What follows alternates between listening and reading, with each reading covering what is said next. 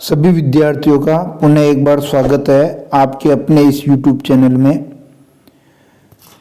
कक्षा 12 हिंदी साहित्य विषय में अंतरा भाग 2 में आज हम गद्य खंड की महत्वपूर्ण व्याख्याएं देखेंगे। पद्य खंड की महत्वपूर्ण व्याख्याएं हमने देख ली है, यदि वो वीडियो आपने नहीं देखा तो जरूर देखें। इसके अलावा हिंदी साहित्य कक्षा 12 और हिंदी अनिवार्य कक्षा 12 का सारा मैटर आपको इस YouTube चैनल पर मिल जाएगा। प्लेलिस्ट जरूर देखें।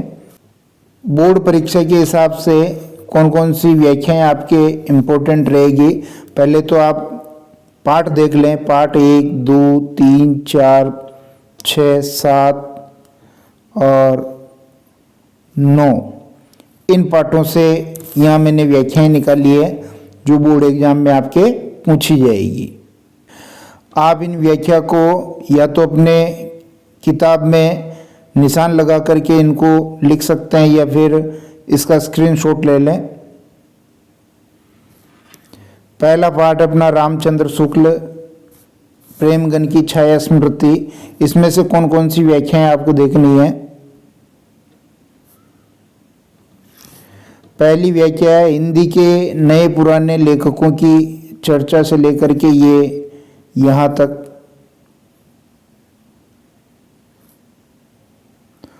दूसरी व्याख्या देखिए, ज्यों ज्यों मैं सयाना होता गया, रामचंद्र शुक्ल के बारे में है।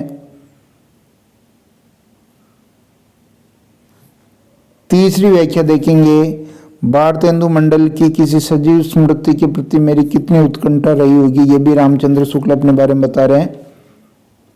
चौथी व्याख्या देखिए, हम लोग उन्हें एक पुरानी चीज समझा करते थे। भारतेंदु युग के जो प्रसिद्ध कवि थे बद्री नारायण चौधरी प्रेमगन, उनके लिए आया है ये। फिर दूसरा पाठ आ चुका अपना। दूसरा पाठ है पंडित चंद्रधर शर्मा गुलेरी सुमिरिनी के मन के नाम से, ये 3 लघु निबंध हैं।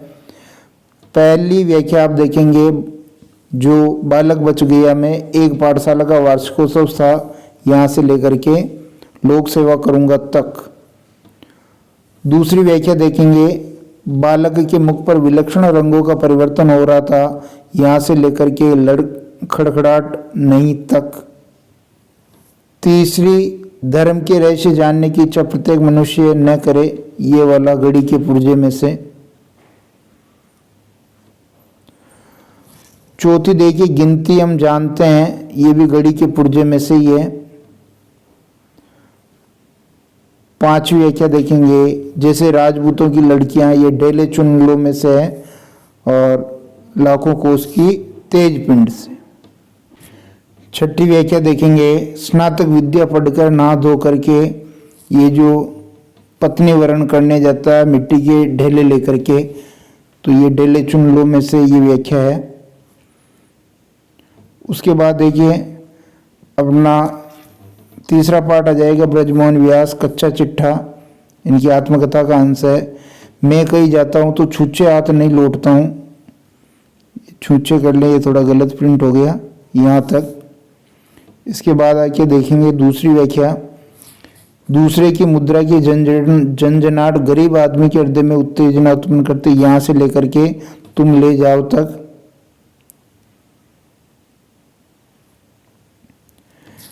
तीसरी देखिए, कौवा भी काला, वो फ्रांसीसी जब आता है उस बोधिसत्व की मूर्ति को लेने, तब का ये घटनाक्रम है। चौथी व्याख्या देखिए, 8-10 चित्र खरीदे भी थे, ये दक्षिण में जब जाता है तब का घटनाक्रम है। और मैं तो केवल निमित्त मात्र था, ये अंतिम है जो अपने उस संग्रहालय के बारे में लेखक बताता है। चौथा पाठ है फणीश्वरनाथ रेणु जिनकी कहानी है संवदिया। इसमें से पहली व्याख्या देखेंगे, बड़े भैया के मरने के बाद जो उस हवेली की स्थिति होती है, बड़ी बहू की स्थिति होती है, उसके बारे में यहाँ वर्णन है। दूसरी व्याख्या देखेंगे, और कितना कड़ा करूं दिल, जब वो संवाद सुनाती है हर गोबिंद को, तब का ये जिक्र है।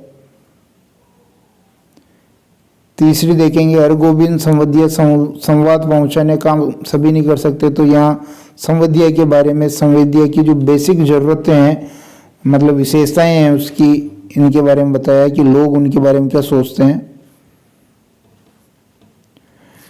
चौथा, जलपान करते समय जो हरगोविंद संवदीय है वो बड़ी बहू के पियर चला जाता है, और वहाँ जब उसको नाश्ता वगैरह दिया जाता, भोजन दिया जाता, तो उसको खाया नहीं जाता, क्योंकि बार बार बड़ी बहू उसको याद आ रही थी, उसका संवाद याद आ रहा था, दुख भरा संवाद था।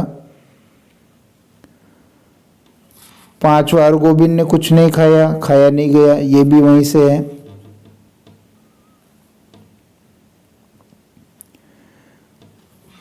छठी, लेकिन ये कहाँ चला आया हरगोविंद, यानी हरगोविंद बेहोश हो जाता है, क्योंकि वो पैदल पैदल चल करके आता है वापस जलालगढ़, तो उसे होश नहीं रहता, और जब आदमी को होश नहीं रहता तो हर चीज उसको अलग अलग तरह से दिखती है, उसी का वर्णन है। जो छठा पार्ट है वो है असगर वजाहत का, जिसमें लघु कथाएं हैं, शेर, पहचान, चार हाथ, साझा, जिसमें ये पहला जो प्रश्न है, ये व्याख्या शेर लघु कथा से ली गई है। मैं तो शहर से या आदमियों से डरकर जंगल की तरफ भागा था, लेखक कह रहा है। दूसरी व्याख्या भी यहीं से है कि जो शेर है नाटक कर रहा था, और बाद में लगा कि वो अस्तित्ववादों का बड़ा जबरदस्त समर्थक बन गया, लेकिन केवल दिखावा था। तीसरा, राजा ने हुक्म दिया कि उसके राज में सब लोग अपनी आंखें बंद रखेंगे, तो ये वहां से है। फिर हुक्म ये निकला कि लोग अपने अपने वोट सिलवा लें, बिल्कुल। और अंतिम व्याख्या है, एक दिन उसके दिमाग में ख्याल आया, जो चार हाथ है, चार हाथ लघु कथा से है ये। सातवां पाठ देखेंगे निर्मल वर्मा का, जहाँ कोई वापसी नहीं। पहली व्याख्या मेरे लिए एक दूसरी दृष्टि से यह भी अनूठा अनुभव था, जब लेखक वहाँ अमजर गांव में जाते हैं,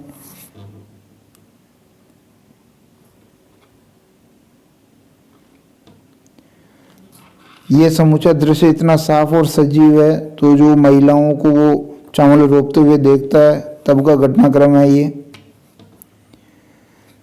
तीसरी, ये वेरी वेरी मोस्ट है, ये लोग आधुनिक भारत के शरणार्थी हैं, बहुत इंपॉर्टेंट है ये।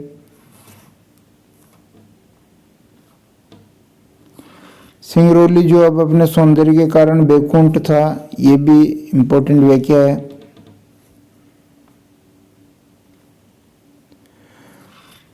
विकास का ये उजला पहलू, ये भी जहाँ कोई वापसी नहीं, वहाँ से लिया गया है।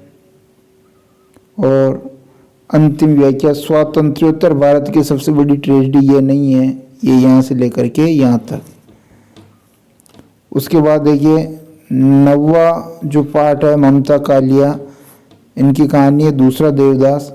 पहली व्याख्या, इतनी बड़ी बड़ी मनोकामना लेकर आए हुए हैं, यानी जो गंगा आरती हो रही है और जो दोने महंगे हो रहे हैं, वहाँ का वर्णन है।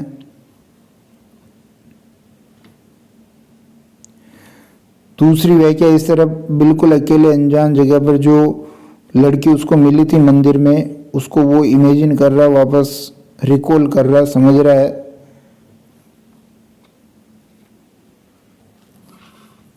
भीड़ लड़के ने दिल्ली में देखी थी, तो दिल्ली की भीड़ और जो गंगा जी के घाट पर जो भीड़ थी, उसके मध्य वो अंतर देखता है, एक सूत्रता का अंतर है। अब संभव ने गौर किया, बिल्कुल ये कहानी की अंतिम लाइनें हैं, जहाँ उनकी मनोकामनाएं पूरी होती है मनसा देवी के मंदिर में, वो जो धागा बांध के आते हैं। निश्चित रूप से ये वीडियो पसंद आए होंगे। इन वीडियो में पिछले बोर्ड एग्जाम में पूछी गई सारी व्याख्याएं भी है, आप इनको तैयार करें। गद्य की व्याख्या यदि आपको लिखना नहीं आ रहा तो आप कमेंट बॉक्स में ज़रूर बताएं, गद्य की व्याख्या लिखना भी मैं बता दूंगा, एक वीडियो उस पर भी लेके आएंगे। इस YouTube चैनल पर यदि आप नए जुड़े, आज ही जुड़े, तो इसको सब्सक्राइब कर लीजिए।